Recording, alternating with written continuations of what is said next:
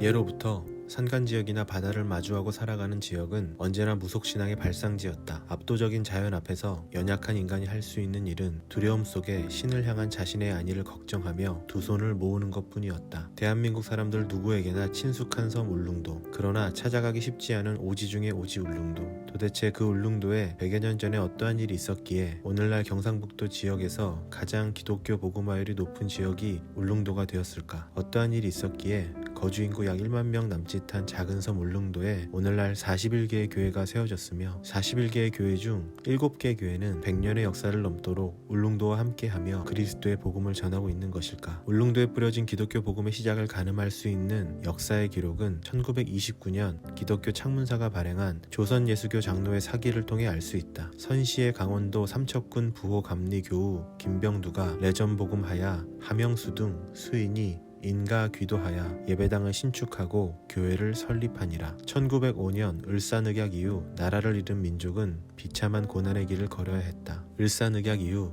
일제는 강압적으로 울릉도에 들어왔고 치안을 빌미삼아 거주민 대부분을 산악지대로 내몰아버리고 일본인 자신들은 해안지대에 거주하였다. 울릉도 주민들은 굶주림 속에 살기 위해 들쥐를 잡아먹는 등 비참한 나날을 보내게 되고 이 와중에도 일제의 약탈과 수모는 더해져만 갔다. 일제의 무자비한 핍박을 견딜 수 없던 울릉도 주민 김창규는 결국 울릉도를 떠나 울진으로 이주하였고 그곳에서 김창규는 기독교인 김종희를 만나게 된다. 김종희를 통해 기독교 복음을 듣게 된 김창규는 가난과 핍박, 언제 끝날지 모르는 일제 치하의 시간 속에서 울릉도 사람들에게 희망이 될 수 있는 것은 기독교 복음이 유일하다고 확신하며 다시 울릉도로 돌아오게 되고 1906년 김창규의 집에서 8명의 주민이 함께 모여 예배를 드리고 교회가 시작되었는데 이것이 바로 울릉도 최초의 교회인 저동 침례교회다. 이쯤 울릉도의 안타까운 소식을 들은 매서인이면서 권서인이었던 김병두는 성경을 품고 거친 파도를 이겨내며 울릉도로 들어가 캄캄한 어둠 속에 있던 울릉도 사람들에게 빛된 그리스도의 말씀을 전하기 시작한다. 하나님의 말씀은 살아있고 운동력이 있다고 했던가. 김병두가 전한 하나님의 말씀은 시리에 빠져있던 울릉도 사람들에게 퍼져나갔고 김병두가 말씀을 전한 이후 1909년 울릉도에는 나리교회, 장흥교회, 도동교회, 저동교회가 세워졌고 이후 1910년에는 평리침례교회, 1911년에는 석포침례교회와 서달제일교회가 세워졌다. 하나님의 말씀은 을사늑약 이후 본격적으로 시작된 일제 강탈, 만행의 시기와 맞물려 울릉도 사람들에게 희망의 빛을 비추었고 무너진 삶 가운데 울릉도 사람들은 자연스럽게 기독교 복음을 받아들이게 된 것이다. 오늘날에도 파도가 높으면 쉽게 들어갈 수 없는 섬이 울릉도인데 100년 전에는 오죽했을까? 워낙 험한 바닷길로 인하여 100년 전 울릉도에 들어가는 것은 사실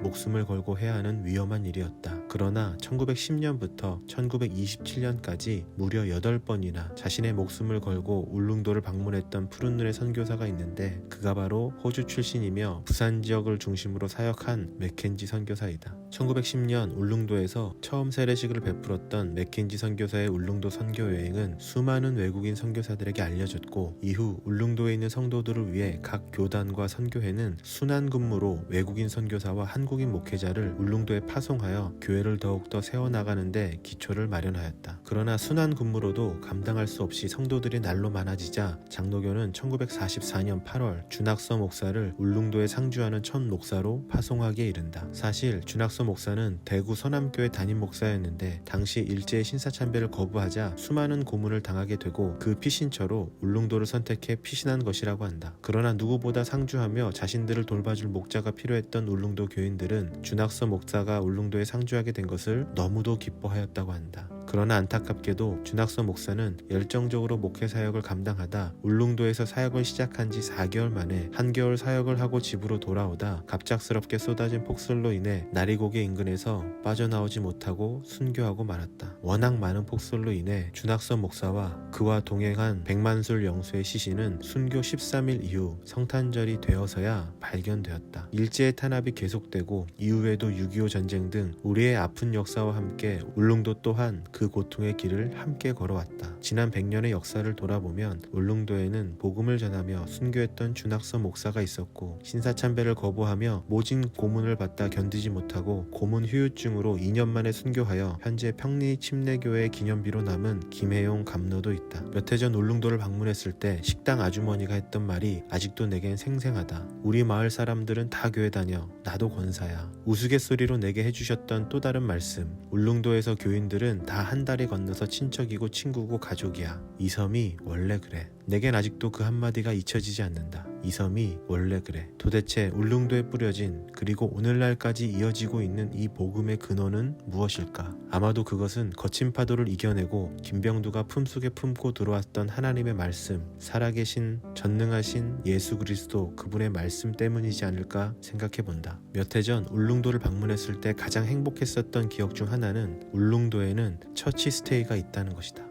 100년 전부터 울릉도를 지킨 교회에 숙박하며 지역 목회자들을 통해 살아있는 울릉도 선교 역사의 생생한 이야기를 마음껏 들을 수 있는 곳이 바로 울릉도이다. 오늘날 울릉도에 들어가기 위해서는 후포항이나 포항에서 거친 파도를 이겨내며 4시간, 5시간 배를 타고 들어가야 한다. 지금은 큰 페리오를 타고 들어가지만 혹시나 울릉도에 들어가게 된다면 100년 전 나룻배에 몸을 싣고 성경을 금과 옥처럼 여기며 울릉도에 그리스도의 복음을 전했던 믿음의 선진들을 기억해보자. 아마 남들은 자연을 구경하고 먹을 것을 먹고 한적한 곳에서 쉼을 얻기 위해 울릉도를 방문하겠지만 그 믿음의 선진들, 그 발자국을 기억하며 울릉도를 찾게 된다면 언젠가 잃어버렸던 우리 안에 있는 선교의 소명을 다시 한번 기억하게 되는 멋진 기회가 될 것이다. 나는 몇 해 전 울릉도를 방문했을 때 100년 전에 세워졌던 7개의 교회를 모두 방문해 보았다. 그리고 내 메모장에는 그때 기록해둔 짧은 글이 여전히 남아있다. 하나님이 세상을 이처럼 사랑하사,